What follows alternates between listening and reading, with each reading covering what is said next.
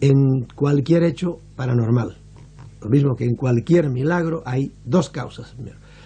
O hay una causa que es puramente humana, que es desconocida de ordinario por la gente, y ahora las vamos conociendo más o menos, o a veces hay esa causa y enseguida de esa causa se salta a una causa ya no humana, es decir, algún ser no humano, superior al hombre, con poderes, mayores poderes que el hombre, invisible de ordinario, que interviene para lograr que los hombres creamos en ese momento el milagro X, etcétera, etcétera. Son esas las dos causas. Claro, la Iglesia lo negará, pues que lo siga negando, ¿verdad?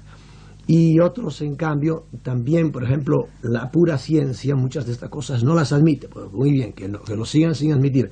Poco a poco ya lo van admitiendo, ¿entiendes? Porque hay casos en que antes se creía, por ejemplo, que era Satanás, y no hay tal cosa. Se sabe que son cierto tipo de ondas que produce el cerebro humano.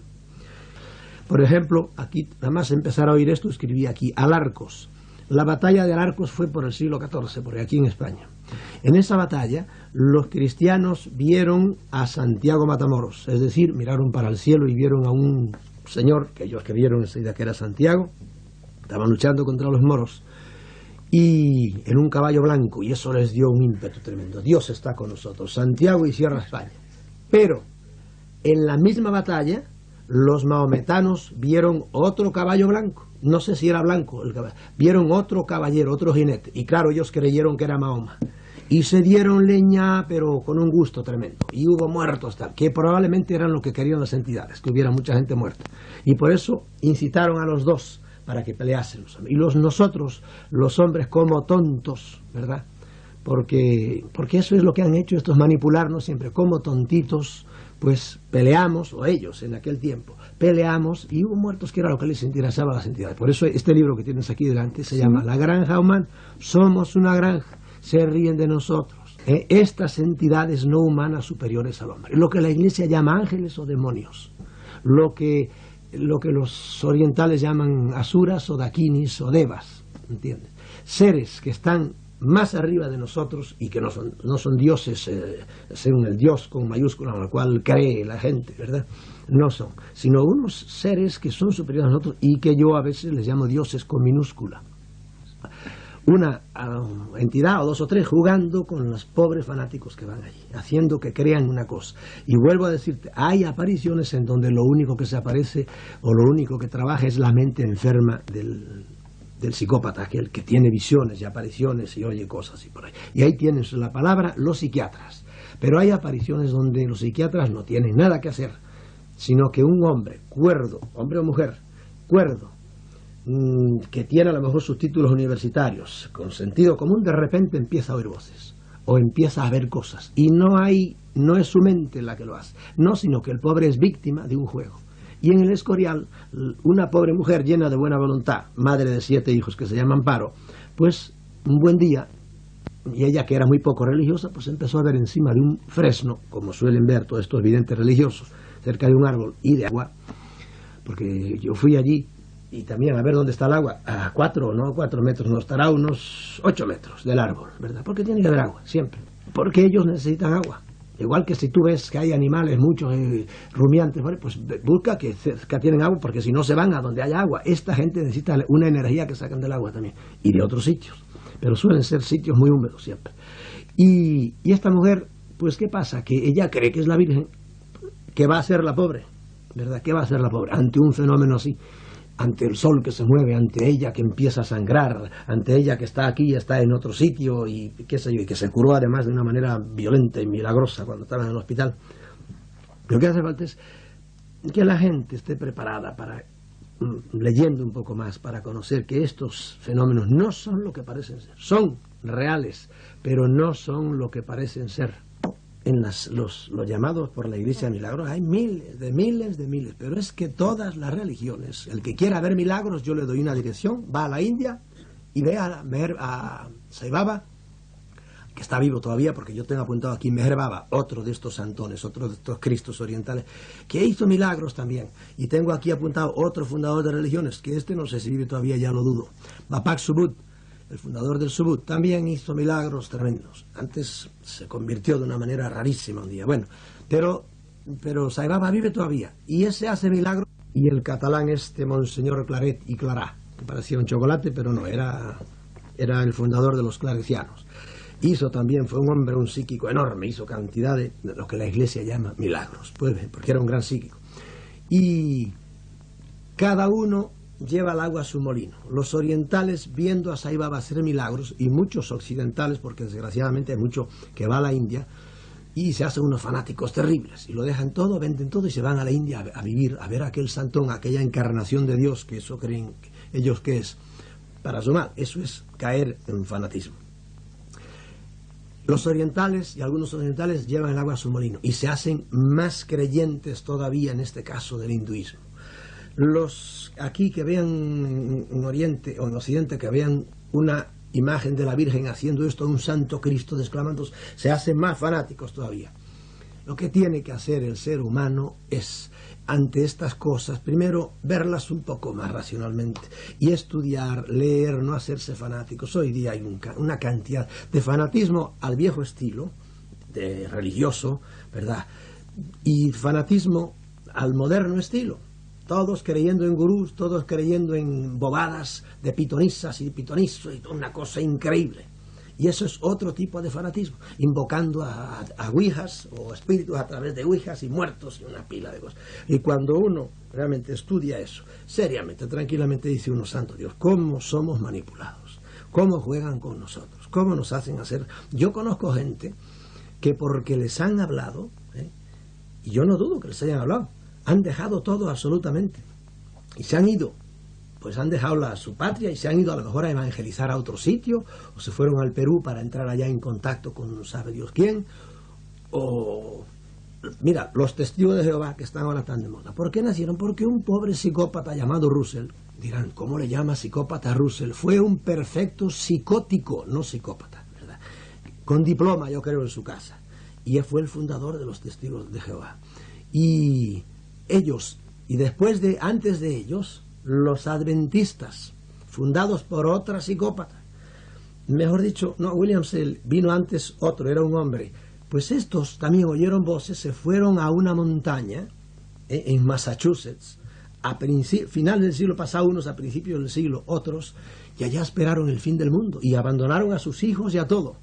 Y estuvieron toda la noche, preparaditos, temblando, porque venía Dios, venía a acabarse el mundo ya. Y amigo, por la mañana, Faetón, el Padre Sol, dijo, aquí estoy como todos los días, y fue levantando su cara resplandeciente por encima de las montañas, y aquella pobre gente con el rabo entre las piernas bajó. No sabían dónde meterse, pero ¿tú crees que tanto adventistas como testigos de Jehová se hundieron? No, se hicieron más fuertes todavía, se hicieron más fanáticos todavía, porque aquello era una prueba de su fe. Y así el mundo está lleno siempre, a través de estos milagritos que hacen cierto tipo de entidades, para que nosotros estemos cada día más engañados. Pues a través de eso no acabamos de abrir los ojos y empezar a hacer lo que tenemos que hacer todos los seres humanos, es usar nuestro cerebro, nada más. Y hasta donde llegue tu cerebro, ahí te paras y no des un paso más. Y en el más allá, no te apures, en el más allá no te van a pedir cuentas de si has usado tu cerebro. En cambio, sí te van a pedir cuentas. ¿Cómo fue usted tan crédulo y tan necio que creyó estas estupideces que le contaba el padre tal o el predicador tal o el gurú tal? Estamos hartos ya de prédicas y de dogmas. Lo que hace falta es que cada uno use su cabeza, que eso sí es realmente el don de Dios que nos hará llegar a conocer la palabra de Dios, que no está encerrada en ningún libro. Porque para decir sandeces y escribir cosas así suaves, bonitas, románticas, para eso están Corintellado y otros autores muy buenos que han escrito esas cosas. Este libro, yo digo cosas tremendas, profundas. Y ya fíjate el título, La granja humana, somos un hato de borregos. ¿Y por qué somos? Porque mira cómo está el mundo, cómo ha estado siempre, cómo es posible que los hombres nos portemos tan neciamente, tan estúpidamente. ¿Entiendes? Y claro, esto dicho así de una manera global, pues suena a nada. Pero cuando vas conociendo las cosas, los hechos, cómo es la historia humana, pues entonces uno dice, verdaderamente, ¿por qué obramos de esta manera? ¿Por qué nos matamos por patriotismo cuando los patriotismos son una estupidez que ha inventado un señor ahí? Desgraciadamente, la humanidad se ha regido siempre por libros sagrados. Nosotros hemos tenido todas las patrañas de la Biblia, ¿verdad?, las hemos seguido y nos hemos matado por la Biblia. Por la interpretación de la Biblia llevaron a Miguel Servet a la hoguera y llevaron a 40.000 Migueles Servet en la hoguera. Y aquí en España la Inquisición hizo horrores, y más que aquí en Alemania hizo horrores. Porque la Biblia es la interpretación de la Biblia. Bueno, pero el Islam, por ejemplo, tiene su Biblia, que es el Corán, que fue también dictado por un ser, que era el arcángel San Gabriel, que se lo dictó en una cueva a Mahoma. Él creía que le dictaban, y en realidad probablemente se le presentó ahí un tipo, que es una de estas entidades, parecida a la que se aparece en el Escorial, o a la que se aparece en Talavera, o a la que se apareció en Valencia, o a la que se apareció en España ahora, hay como 12 en este momento. Pues bien, el Corán para ellos es su regla de vida, su regla sagrada, es la palabra de Dios. El Corán ha causado millones de muertos también, igual que los ha causado la Biblia, igual que los ha causado, por ejemplo, qué sé yo, mira, una secta moderna, los mormones, tienen su Biblia, que es el libro de Morón, se lo dictaron o le apareció debajo de una piedra allí a Joseph Smith. Me estás hablando tú ahora, para no irme por otros caminos, de los musulmanes. ¿Cuál es la causa de que los pueblos islámicos, es decir, muchos pueblos del norte de África y del Próximo Oriente, que creen en la religión islámica y cuya guía es el Corán, estén como están, matándose unos a otros? Porque lo que han tenido Irán e Irak es la salvajada más grande, una de las muchas que ha habido, pero nosotros nos hemos matado también con otros cristianos por guerras religiosas. Pero entre ellos esa salvajada que ha causado 1 millón de muertos. 1 millón de muertos es una torre de hombres tan alta como la torre de ahí de la Plaza de España. Eso es, y los dos son musulmanes, pero unos son chiitas y otros son sunitas. Y los palestinos, que quedan 4, ¿verdad? Bueno, los 4 que quedan se están matando unos a otros también por interpretaciones religiosas. Unos son más radicales que otros. Y en el Líbano pues están el John Blood y todo, a matarse todos contra todos. En el medio de todo, ¿qué está? El Corán. El Corán contra el Talmud, vamos a decir, contra la Torá, que es otro libro sagrado, es nuestra Biblia, el Antiguo Testamento, que tienen los hebreos, y a matarse por libros sagrados. Todo eso es fanatismo. Y tú dices que tienes muchos jóvenes oyendo. A esos jóvenes yo los invito a que tiren al cesto de la basura todos los libros sagrados, sean los que sean, y usen su cabeza. Su cabeza, porque por ahí, si realmente existe una palabra de Dios, usando su cabeza ellos lo van a descubrir. Y se equivocarán, todos nos equivocamos. Bueno, para eso pues consulten con otros, sigan indagando, la verdad total no la tiene absolutamente nadie. No se dejen atracar por idea ninguna dogmática, dígala al Papa o dígala al santo gurú más alto que haya. Del más allá nadie sabe nada absolutamente. Que ellos sigan pensando, y que cuando les llegue la hora de morirse, tranquilamente cierren los ojos pensando que están a punto de resucitar, en otro plano, en otro nivel, a lo mejor en otro planeta, en otra dimensión, pero que la vida va a seguir, yo así lo creo, y lo que sea sonará, porque yo tampoco sé nada del más allá, pero que no se dejen engatusar ya más por ningún dogma ni ninguna estupidez. Y si alguna vez venga un milagro, yo he visto con mis ojos toda suerte de milagros, y a veces por haber estado en centros donde se practican estas cosas, yo los he practicado, pero no me creo superior a nadie porque los hacía, porque es que son leyes físicas que en ese momento funcionan y tienen que funcionar. Pero yo he visto milagros tremendos y sin embargo no me he convertido a nada ni nada de eso. Sacar tripas de dentro y sangre y todo eso y luego volvérsela a cerrar, ¿tú crees que eso es un milagro o no es un milagro? Pero si lo hace uno que no va a misa a lo mejor, pues no, será una cosa diabólica. Bueno, pues yo he hecho eso. ¿Por qué? Porque estaba al lado de una, llámale si quieres bruja, de una gran curandera mexicana. Cuando hay un milagro, entre comillas, o hecho paranormal, ya te dije, hay dos siempre. Esto sigue excepción, lo puedes decir, hay dos causas. Una causa es física, natural, pero desconocida. Por ejemplo, cuando hay el fenómeno llamado poltergeist, que es que se mueven los objetos solos en la casa, o hay ruidos, normalmente es una energía que sale del cerebro de los niños, sobre todo si están durmiendo y sobre todo si están en ese momento en un estado que se llama REM, es decir, rápido movimiento de los ojos. Entonces, el cerebro emite unas ondas físicas, es energía psíquica, le llaman, lo psíquico es físico, y eso es lo que hace que se muevan los objetos, ¿ves? Eso es una explicación, pero hay muchos otros casos en que no es esa la explicación, pero es otra causa física.